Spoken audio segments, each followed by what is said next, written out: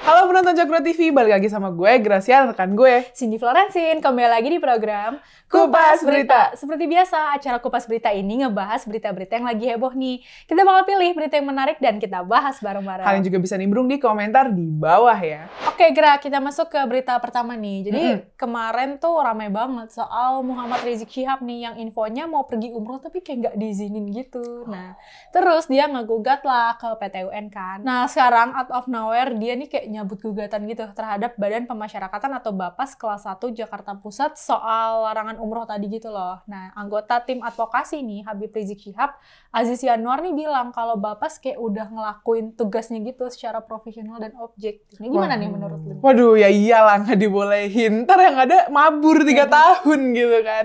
Soalnya kan guys, dia ini ditahan sebelumnya atas tindak pidana kekarantinaan kesehatan dan dia tuh nyiarin berita bohong kan. Nah, dia statusnya bebas bersyarat tuh sejak 20 Juli 2022. Terus juga masa percobaannya nih resmi habis tanggal 10 Juni 2024. Nah, ya mantaunya bagaimana ya Pak? Mohon maaf kalau semisal mau umroh, sabar dulu dong. Sabar dulu.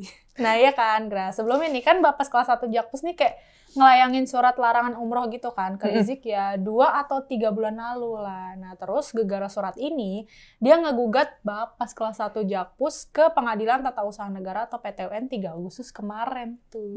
Loh ya masuk akal lah kalau misalkan nggak boleh. Enak aja, kelarin dulu masa percobaannya. Main kabur enter. Iya. Kan takutnya bablas gitu nanti ya. Makanya.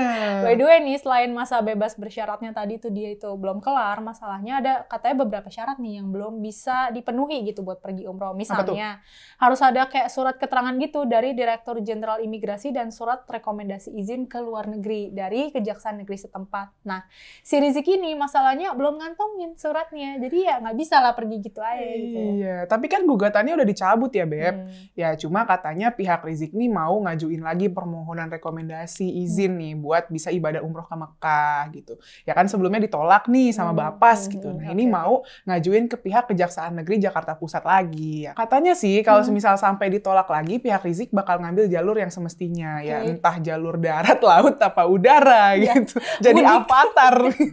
Mudik kali anjing. Makanya. Sebenarnya kan alasan dicabut juga gegara masalah pihak yang mengizinkan atau enggaknya itu kan ke jari Jakpusnya ini kan, bukan pihak Bapasnya juga. Ibaratnya tuh bosnya nih ke jari gitu. Bapas tuh kayak cuma ngikut perintah atasan doang. Kalau emang nggak diizinin ya udah nggak bisa lu pergi gitu loh. Ya lagian kalau emang belum terpenuhi nih berkas-berkasnya mah ya urus satu, nggak usah keluar-keluar sana sini biar dapat simpati gitu kan. Drama banget ya bapak ini. Bapak ini drama sekali ya. Drama sekali. Tahu lu Pak, bukan dapat simpati kali biar pansos saya itu Mas sebenarnya kan nggak tenggelam namanya ya. Udah lama nggak ada, muncul tiba-tiba dah. Jar ini kan biar heboh. Iya bener.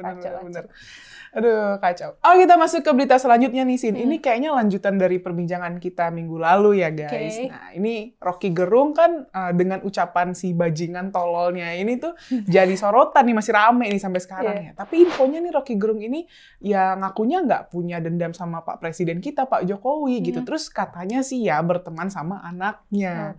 Anaknya yang mana ya? Terus ya si Mas Gibran yang nanggepin nih, kayak di Twitternya dia kayak nanggepin, dia kayak capture berita gitu terus nanggepin, so sweet, so sweet banget. Gue lihat tweetnya tuh kayak rame banget gitu kan, viral. Terus dia kan pas ditanya jawabnya, nggak kenal, kenal deh ya. Gak jelas banget. Jadi gimana nih, lu kenal apa enggak gitu? Apa jangan-jangan cuma ngaku-ngaku aja nih Pak Rokin ya. Waduh. Terus sebenarnya dalam hati Mas Gibran, sokap lu. Waduh, gue juga sempat lihat ya di TikTok sih. Pak Jokowi juga nanggepinnya kayak hanya hal kecil, saya kerja saja. Kayak dari sini kelihatan nggak sih levelnya si RG ini di mana? Kayak cuman asal cuap-cuap gitu loh. Level lo tuh udah bawah, udah nggak nyampe ke Pak Jokowi gitu. Lagian Mas Gibrannya juga pas ditanya malah belum nonton videonya itu loh kondisinya. Kok bisa gitu langsung bilang deket sama anaknya gitu loh. Kayak sokap banget gitu sih.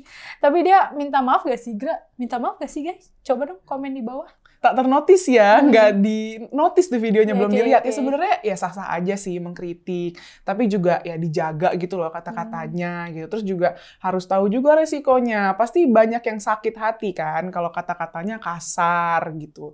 Ya dari kritikannya ini kan kasar, ya udah gitu. Berarti ya ini resikonya gitu. Banyak yang mengecam gitu. Iya benar sih. Tapi kalau yang gue lihat di beberapa portal berita gitu, dia nih minta maaf si Pak Rocky, cuman gara-gara menimbulkan kegaduhan yang kayak bikin ucapannya nih buat orang mikir gitu, ini hinaan apa bukan ya. Nah dianya sendiri tuh katanya sih, tapi ya nih correct me if I'm wrong ya, dia nih nggak minta maaf kalau yang soal penghinaan Pak Jokowi itu. Alasannya lagi-lagi yang dia bilang itu bukan ditujuin secara personal, tapi lebih ke posisi Pak Jokowi ini sebagai pejabat publik gitu loh.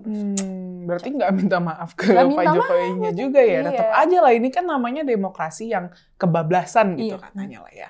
Mau gimana pun dia ini ya seorang akademisi ya yang harusnya bisa jaga sikap lah ya. By the way, gara-gara Rocky nyebut Gibran sohibnya, Mas Gibran ini sempat dibully gitu, Beb.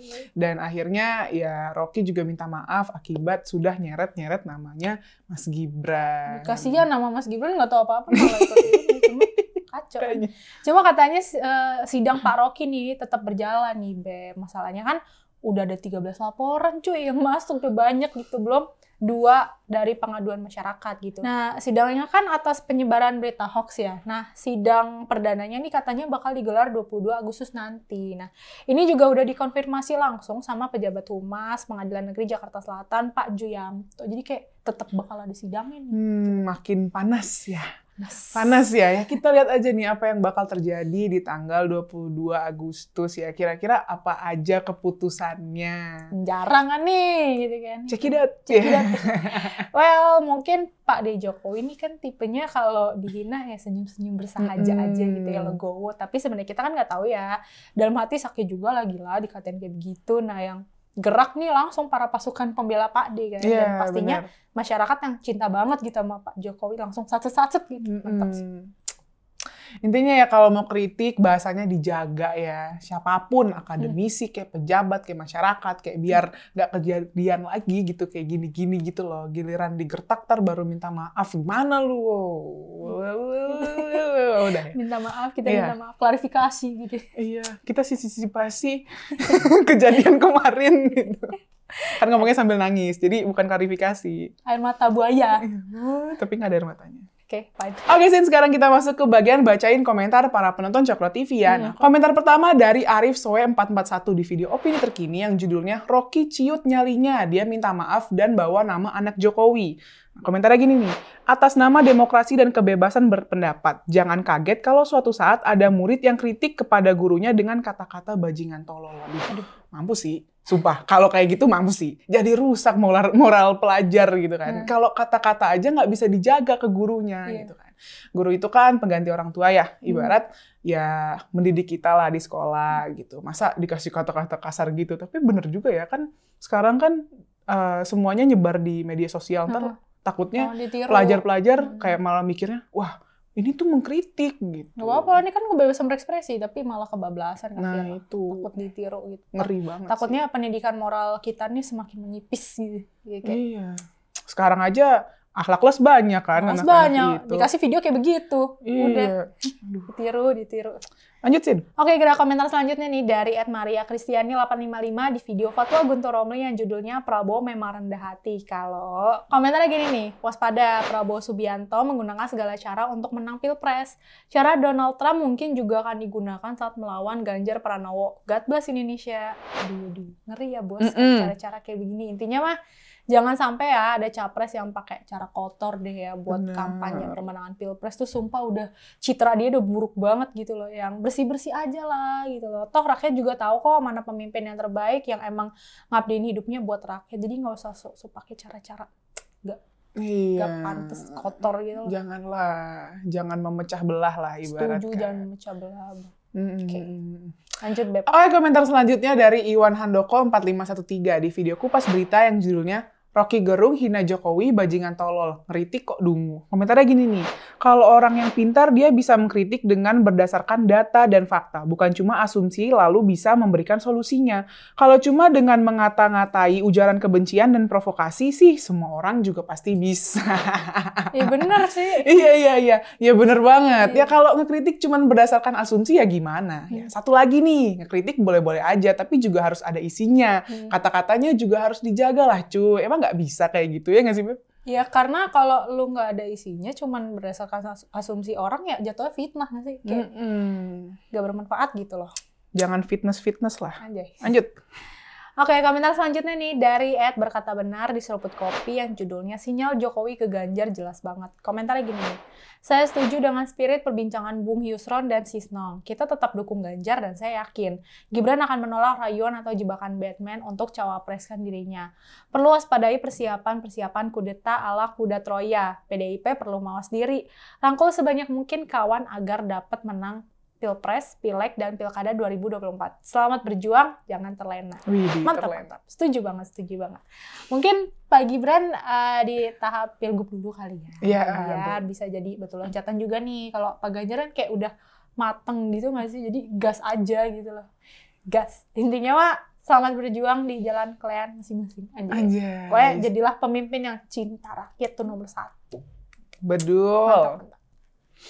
Oke, mungkin itu aja beberapa komentar menarik yang ada di channel Cakra TV. Jangan lupa like, comment, subscribe channel ini. Stay tune terus di program kita di Kupas Berita. Tunggu. Jangan lupa dong nyalain notifikasinya supaya kalian nggak ketinggalan nih video-video Kupas Berita di channelnya Cakra TV, guys. Nah, jangan lupa ya dinyalain karena kita suka upload siang, malam, sore, pagi. Ya, jadi kalian harusnya up to date gitu.